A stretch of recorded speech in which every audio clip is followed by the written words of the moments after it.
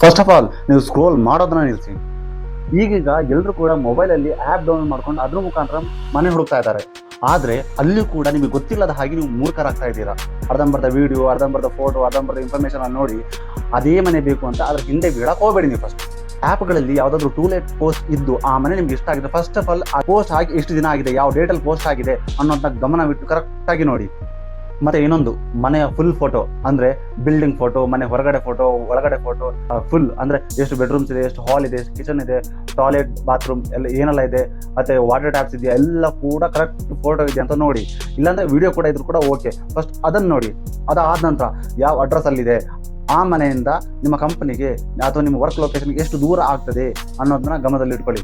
ಒಂದು ವೇಳೆ ನಿಮ್ಮ ಮನೆಯಲ್ಲಿ ಮಕ್ಕಳೇನಾದರೂ ಶಾಲೆಗೆ ಹೋಗ್ತಾ ಇದ್ರೆ ಆ ಮನೆಯಿಂದ ಶಾಲೆಗೆ ಎಷ್ಟು ದೂರ ಇದೆ ಅನ್ನೋದನ್ನು ಕೂಡ ಗಮನದಲ್ಲಿ ಇಟ್ಕೊಳ್ಳಿ.